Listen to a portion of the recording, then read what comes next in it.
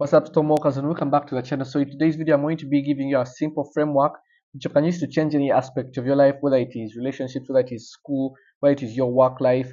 And basically, I'm going to also give you a reason to why you've not been able to change no matter how many times you've tried. So watch this video and follow out.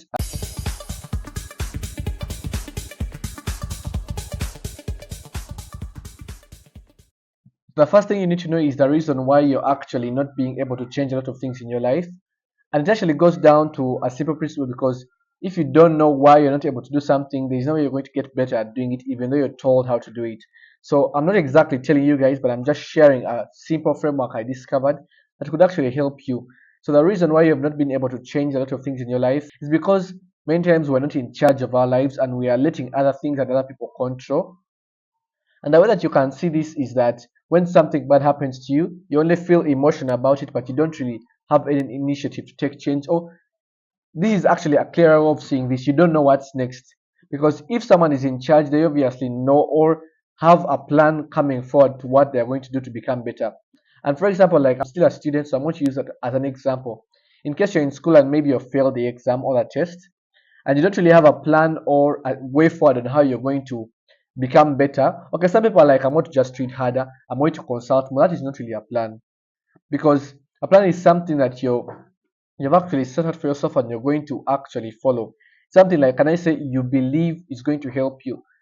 But me saying I'm going to study harder, I'm going to still do the same thing and probably I'll fail. So that's just an example I can give you. So that is the first thing. Many times we don't know why we can't change our lives and we can't exactly change that. So the reason why you're not able to change your life is you're not in charge. That's simply it. So if you really want to take charge of your life and create change, there is only one simple way, and that is to take responsibility. If you don't take responsibility of things in your life, there's no way you're going to be able to change them. Why? Because what if you don't take responsibility, you're not going to be in charge. And this is what I mean by taking responsibility. You stop blaming others, because blaming others shifts the control from you to that person, not to that object. Because, for example, in case you failed a test and then you blame the teacher for not teaching well, you've put it on them. So it means if they had done better, you do better. You've indirectly changed the focus from yourself to them. You've taken the control of your life or your academics from yourself to them. Another example could be maybe in case you do badly in your job and you get a warning, and you're like, it's my car that broke down and I wasn't able to come early. Why didn't you drive earlier? So you see, you could have done something better, but now you're blaming the car or maybe the mechanic or something like that. And you're taking that change, or can I say, you're taking the control from you to that object. And yeah, there are many people who actually put the control of their lives onto certain objects. Maybe it could be the weather, it could be something non-living, and then there are obviously those who blame other people. So that's the first thing you should do, is to stop blaming others. And the second thing is to ask what you'd have done better. You should ask yourself that, in that situation, what did I do? Because many times you could be like, okay, I was late to work. What did I do? Is it that I woke up late? Is it that I maybe timed myself that I'd be at work in 2 hours and I did give allowance for maybe anything that could go wrong? Because those are some of the steps that we have to apply into our lives to try to make sure that we are always on the safe side. So instead of blaming others or asking yourself, oh my god, why did this happen to me, and becoming all emotional and stuff like that, I'm not saying it's bad, but try to find out what you did in that situation that wasn't either the right move or that wasn't the most efficient move.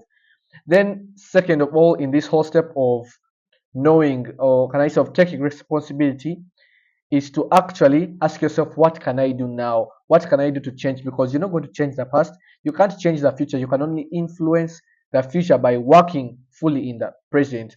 And so that could be actually taking action and thinking about what is my next step. And don't think about what everyone else is doing. Think about what is going to be beneficial. For example, in case it's academics and you didn't pass or you failed the exam, ask yourself, what can I do to change this and to become better? It could be maybe I should give in, maybe I didn't revise, so how am I going to approach revision this time? Don't just ask yourself that, oh Shama, I failed because I didn't revise. So then you go back and you grab the whole textbook and you read for 7 hours. That's not going to really work out. Ask yourself in the first place, why didn't I want to revise? Because this time you're not just looking at why you didn't revise, but you're looking at what caused you not to revise. Because once you handle that, you're going to easily tackle why you didn't revise in the first place. So maybe it was your study method wasn't good, or maybe you got bored, or maybe because you were moving up and down. There are simple things you can actually look at.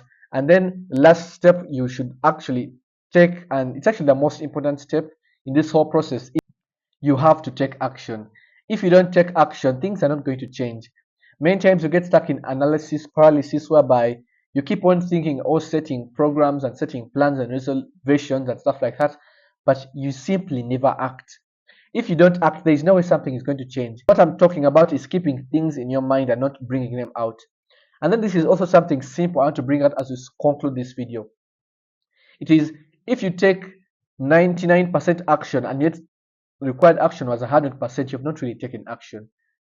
It's not efficient. I'm not saying you start busting out now 100% everything, but in case an activity requires 10% focus and you put 9%, you're, can I say, undergrading yourself. You're not giving it enough time.